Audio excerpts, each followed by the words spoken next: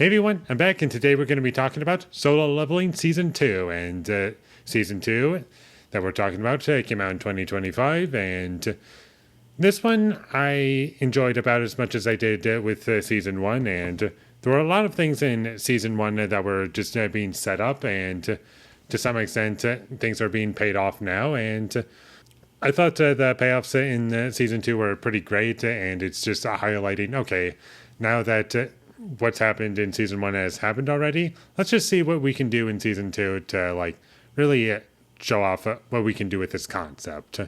And I thought it was great and really entertaining. And for those who haven't seen Season 1, I will touch on some spoilers, but not too much to the point where, like, I'll ruin the entire experience. Because I do feel as though this show is primarily rooted in the experience and not so much what happens. So, just going to point that out there. But now that we have Jinwoo having like all of his shadow soldiers in Season 2, well, that was established at the end of Season 1 that he got them. But in Season 2, he has them, and now they're all fighting in battles with them. And the first battle that we get in Season 1 was pretty fun and cool, and the animation looked pretty good. And also, there's 3D animation, and I do feel as though it works best on the shadow soldiers, just like their textures and the way that they look. I just feel as though that was a good idea to use it on them specifically, because I do feel as though they look the best with that, as far as like 3D animation goes. And they did like the characters a lot, and the characters that were introduced. Lots of stuff that made this entertaining for me, and you do get a good sense of like the world that this is set in. And while Season 1 has set up a lot of things, like I said, this is more or less just paying off certain things, but also expanding on the things that were explored in Season 1. And they don't just like add, but they added too much. They like give you enough where it's like, oh, this is like a natural progression for something that was set up already. And we're just expanding this a bit and like really developing things out. And I do like how Jinwoo is trying to keep who he is a secret, and eventually he just has to come to terms with like, yeah, this isn't going to last forever, unfortunately. So he goes to get his rank reassessed and to see if that will change his rank from an E rank to whatever is going to be next, possibly, maybe. The way things go from there is pretty fun, and I like that stuff a lot. And I also did enjoy like some things that the voice actor Alex Lee added, and just some funny little moments that he added to just like dialogue scenes. And the dialogue scenes I also really enjoyed. I didn't feel as though those scenes were boring, and none of the characters I felt were boring to me, even when we had a lot of characters and a lot of new characters. The show never lost me. I never felt as though things are being underdeveloped and I just don't really get a good sense of what's going on. That never once happened for me. And I did like the music again, like I did in Season 1, although I will say the new big theme, Shadowborn, which everyone knows, while I like it a lot, I do feel as though it's used a bit too frequently, and I would have preferred if they used it a bit less. But that's not to say that it ruined any particular scene at any point.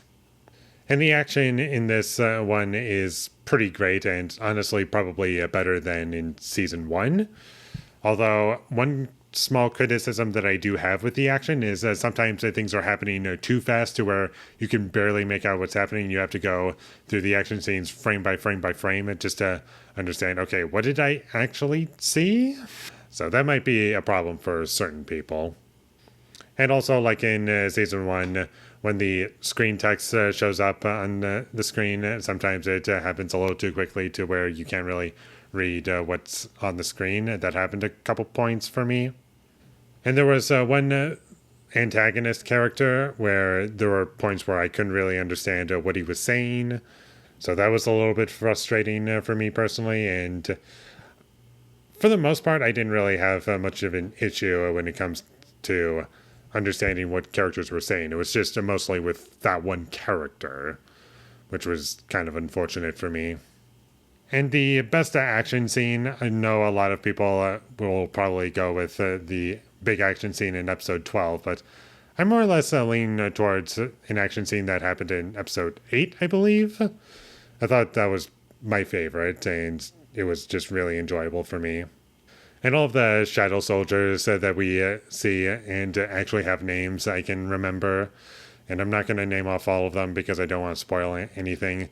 And although I did say I was going to spoil a couple of things, I more or less meant for like season 1. I'm trying to keep season 2 as spoiler free as I can, but I do like the things that season 2 does hint at and develop and also kind of set up, because despite this being the second season, we're still not done. There's still a lot to explore, and there's quite a few setups by the end of season 2, so you're just going to have to wait and see it to where things go from there. And also, keep in mind, this season is longer by 1 episode.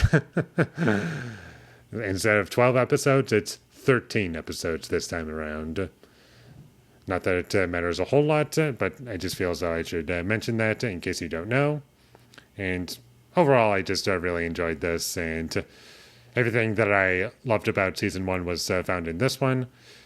Some things were improved, some things not quite, and had some room for improvement, but overall I did enjoy what we got from season 2, and it was just a lot of fun for me, and I liked where things went. I liked these characters, I liked the story, and just a lot of stuff in general. So unfortunately I can't mention everything because I don't want to spoil anything, so just watch it. If you like season 1, watch this. It's just as good, if not possibly slightly better. So, with all that being said, I'm going to give Solo Leveling Season 2 an 8 out of 10. Thank you for watching my videos as always. If you enjoyed this review, be sure to leave a like and comment down below you thought of Solo Leveling Season 2, and my social media links, they will all be in the description, so follow me there. And last but not least, subscribe to be a part of Foley Nation, and I'll see you when I get my next review up, and that is going to be for GoldenEye. So look forward to that, but until I get that up, thank you for watching and have a great day.